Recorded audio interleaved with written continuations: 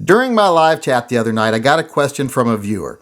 They asked, what 1911s do I own? They know that I recently switched over to 1911s for carry, and they were wondering, do I just have one or two that I have to choose from, or do I have a larger collection of 1911s? Well, I don't have a large collection of 1911s, but I do have options, so I thought I would take a moment today to answer their question. And another part of their question was, what 1911 that I don't own would I most like to own? So first I'm going to start by showing the ones I do have, and then I'll answer the second part of the question at the end. Now, the first 1911 I'm going to show here is my Smith & Wesson 1911 E-Series. As you can see, this is the engraved model. I think this is an absolutely beautiful 1911. Now, I will be honest, I probably wouldn't carry this gun since it is so good looking, but this is my only Smith & Wesson 1911, the 1911 E-Series engraved. The next one in my collection is my Colt Mark IV. This is a little officer size 1911 from Colt. This is one of 3 Colts I own, and it's probably my favorite little officer size 1911. Next, we have my mid-size Colt, my Colt Series 80 Combat Commander. Now, you know it's the combat model because it has the stainless frame.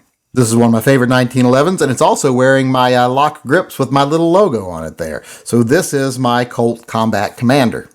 Next, we have my Colt Gold Cup Trophy. This is a government size 1911. Now this one is more set up for range use, as you can see from this adjustable rear sight here, but it's still a great gun and you can still carry it. I don't carry it because, it's not what I want to carry, but still a nice gun, my Colt Gold Cup Trophy. All right, next we see one of my 2 Kimbers. This is my Kimber Aegis Elite Pro. As you can see, it's a 2-tone 1911, and as you can see, it comes with an RMR. This is the only 1911 I own with an RMR, and I haven't carried it yet because I can't find a good holster for the RMR, but I look to hopefully in the future remedy that so that I can carry this, my Kimber Aegis Elite Pro. Next, we have my other Kimber 1911. It is my Kimber TLE RL2. The RL just means it has a rail. Now, one thing I really love about this gun is I love the looks of it. I love the little stainless and aluminum accents, which I actually added the magwell here. I love the look of it, and I love that this is a 10 millimeter 1911. So, like I said, one of my favorites, my Kimber TLE RL2. Okay, next we get into the Sig Sauers in my collection, and first we have more of a traditional 1911 from Sig Sauer. It is the We the People 1911, as you can see right there.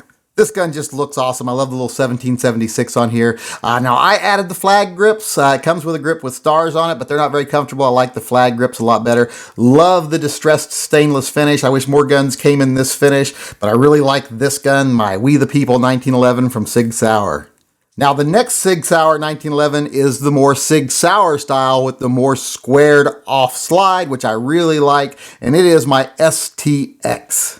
Now, I haven't done anything to this gun. This gun is just the way it came. It came with the burl wood grips, the magwell. This gun comes from the factory with pretty much anything you would ever need on a 1911, adjustable night sights, everything. So this is a really awesome 1911, the Sig Sauer STX.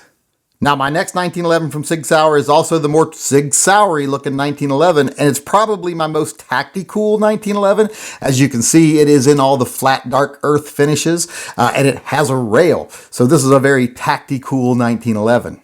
Now, beyond being all tactical, it's still a great 1911, solid stainless construction, just very well put together. I did add the magwell and the grips, but this gun from the factory is a very awesome 1911. I think anyone would be glad to have this in their collection. It is the Sig Emperor Scorpion 1911.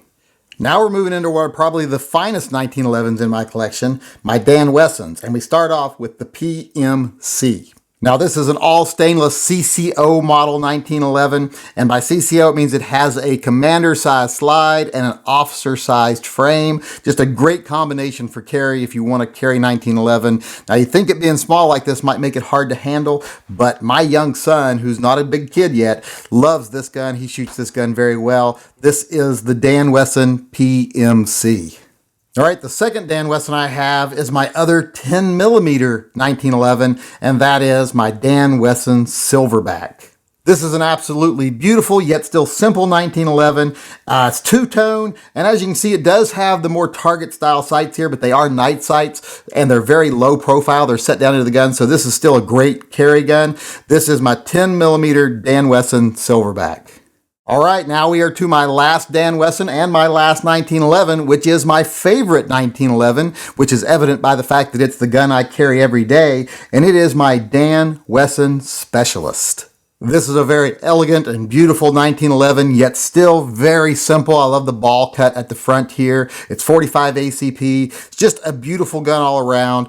Ambidextrous safety, magwell, all this stuff came with it. Night sights, just a great gun. Has the little ledge there in case you ever want to use your sights for cocking.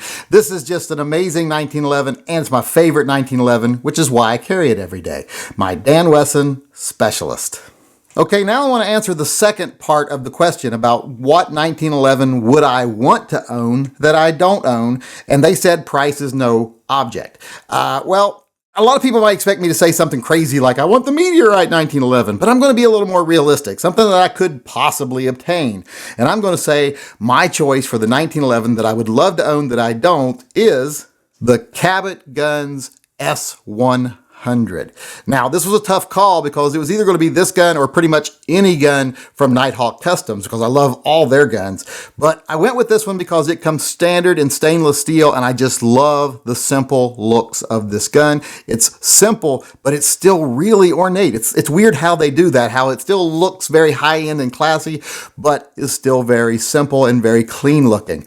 And I just think it's a beautiful gun. I would love to add one of these to my collection, but at $4,000, almost $4,000, $4,000 if you add the ambi safety and a magwell, which I would definitely want on the gun. It's just an amazing gun, and as much as I would love to have it someday, I don't know if I will because it's very expensive, and I don't have patience to save for things like that, but you never know, maybe someday. So there you have it. Those are all the 1911s that I actually own, the 1911 that I actually carry, and the 1911 that I would most like to add to my collection.